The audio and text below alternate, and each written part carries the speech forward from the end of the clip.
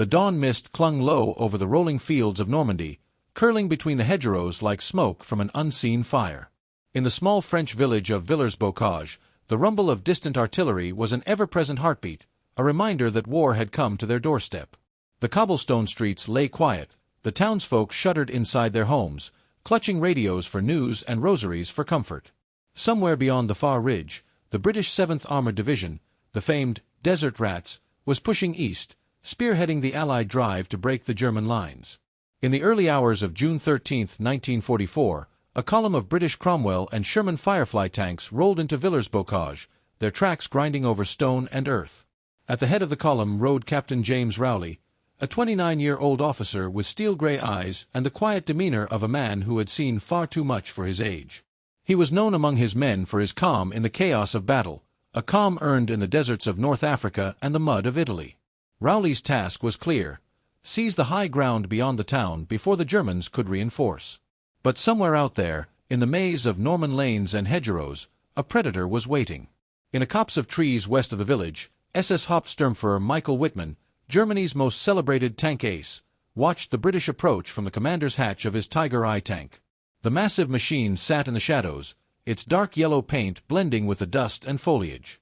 At 57 tons of armor and firepower, the Tiger was a beast feared by every Allied tanker. Wittmann was patient, his crew silent as the enemy rumbled closer. The moment to strike would come soon, and when it did, it would be swift and merciless. The first shot shattered the morning calm, a single, deafening crack that sent a shell hurtling into the lead Cromwell.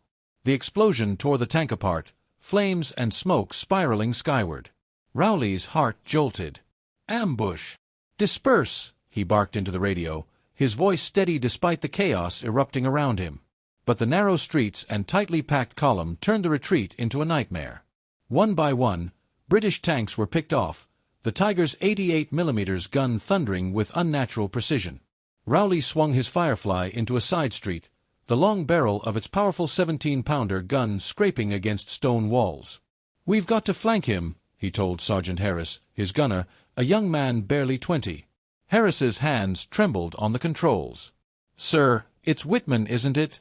he asked, his voice low. Rowley didn't answer. He didn't need to. Every British tanker knew the name, whispered it like a curse. Using the tight network of alleys, Rowley maneuvered toward the outskirts. If they could get behind the Tiger, they had a chance. The Firefly's gun was one of the few weapons capable of piercing its armor. Over the radio, he could hear the panicked calls of other crews, each cut short by another devastating hit. The village was becoming a graveyard of burning steel. Rowley's column was down to just 2 tanks when they finally emerged into the open fields. Ahead, half hidden by hedgerows, the Tiger loomed like some prehistoric beast. Its turret swung toward them with terrifying speed. "Target, rear quarter!" Rowley shouted. Harris fired, the Firefly's gun recoiling with a sharp crack. The shell struck the Tiger's flank but glanced off in a shower of sparks.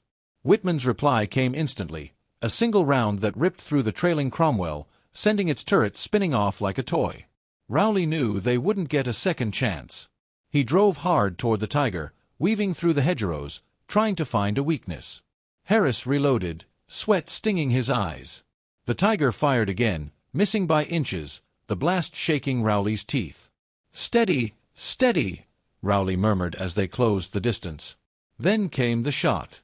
The Firefly's round punched through the Tiger's side armor in a blinding flash. Smoke poured from the beast as it lurched to a halt. Wittmann's crew scrambled to escape, but a second hit from Harris ended their fight. The Tiger burned, its black smoke staining the morning sky. For a moment, Rowley allowed himself a breath. But victory was short-lived. More Tigers were reported advancing from the east, an entire company moving to retake the town. The British position was untenable. Rowley's orders came crackling over the radio: hold Villers-Bocage long enough for the rest of the division to regroup and withdraw.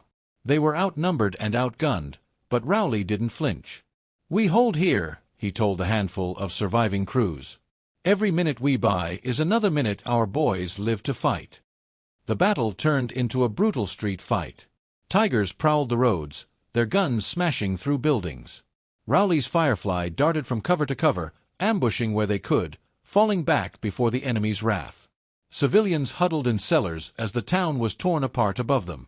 In one narrow street, Rowley spotted a group of villagers trapped in the rubble of a collapsed shop. Without hesitation, he ordered his driver to block the street with their tank, shielding them from an advancing tiger's fire. The German shell struck the Firefly square in the side. The world exploded in noise and light. Harris screamed as shrapnel tore through the turret. Flames licked at the cabin, smoke choking the air. Rowley dragged Harris out through the hatch, shoving him toward safety even as another shell slammed into the wreck. They made it to a doorway, but Rowley's left side was numb, blood soaking his tunic. Harris tried to pull him along, but Rowley shook his head. "Get them out," he said, nodding toward the civilians. "That's an order." Harris hesitated, tears streaking through the soot on his face. "Sir, I'm not leaving you." "You are," Rowley said, forcing a weak smile. "You've still got a war to fight."